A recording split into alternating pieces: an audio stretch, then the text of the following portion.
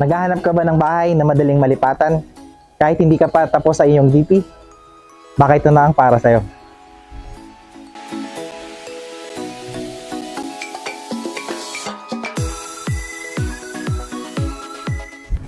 Magandang araw, ako po si Carlo Felices, ang inyong host, at welcome po kayo sa aming YouTube channel, Ang Your Homes Cavite. For today's video, we are going to feature po ang isa po sa project po ni Pacific Town sa Phase 4, ang Park Villas, na located sa Barangay Concho, 13 Martires, Cavite. So tara, tignan po natin ang kanilang turnover unit. And so ngayon po, titignan po natin ang actual turnover po nila. Ang actual turnover po nila sa ating inner unit ay mayroon pong floor area na 44 square meter.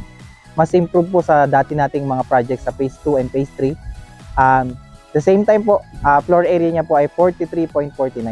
So ngayon po, tignan natin ang bahay. No? Dito po sa labas, mapapansin nyo po, improve po siya sa Pacific Town natin kasi meron pong mga ilaw po siya sa labas.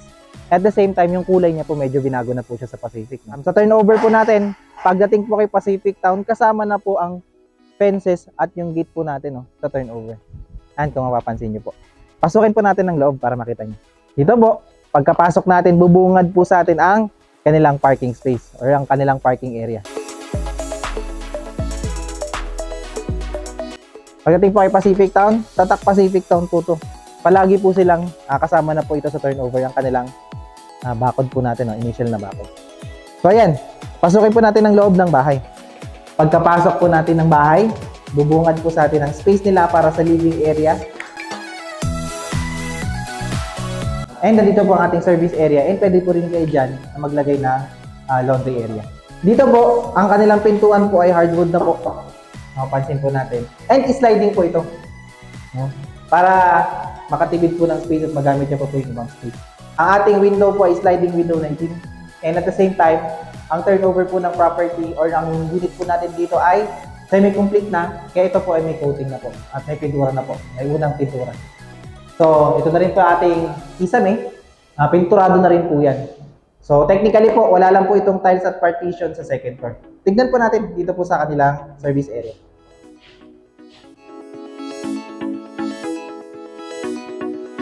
So, ayan po. Kung mapapansin po natin, ito na po ang kanilang service area. Dito po sa service area, nandito po yung countertop po natin na yung sink para sa ating kusina. So, may cabinet na rin po dito sa baba. And at the same time, ito po yung space nyo para sa inyong kitchen. So tara, pasokin po natin sa loob. Dito po sa loob, mapapansin po natin nandito po ang kanilang first toilet or powder room kasi po medyo maliit po yung space nitong CR natin. Kung gusto nyo pong lagyan ng shower, pwede naman po. Katabi po na to, ang ating circuit breaker. Nandito na rin po siya para sa ibang bahagi po ng ating bahay. Pansinin din po natin, yung mga outlet po natin, naka-ready na rin po sa pag-turn over sa atin. Akitin po natin ang second floor. Dito naman po sa second floor, kung mapapansin po natin, sementado na po ang ating hagdan. At the same time, dilagyan po nila ng vinyl at meron po siyang goma po dito para so mas safety po natin. At the same time, ito po ay bakal na rin at meron po siyang wooded na hawakan. So tara, pasukin po natin ang second floor. Dito po sa second floor, bubungad po sa atin ang space na provision for 2 bedroom. At dito rin po, makikita po natin na may CR na rin po dito. May toilet and bath po tayo dito sa second.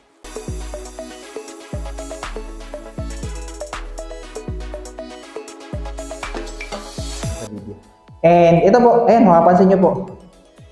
Yung space po natin for 2 bedroom, meron na rin po siyang kisame.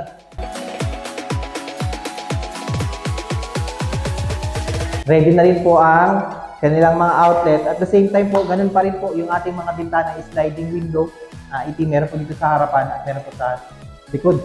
Dito po sa bandang ito, naka-ready na po yung saksakan natin para sa aircon. So, hindi na po kayo magbubutas magkapagawa ng saksakan para sa aircon.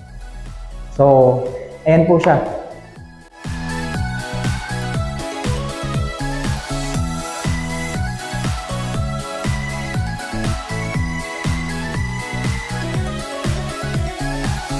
So magkano nga ba ang mga presyo natin dito sa Pacific Town, Phase 4 or ang ating Park Villas?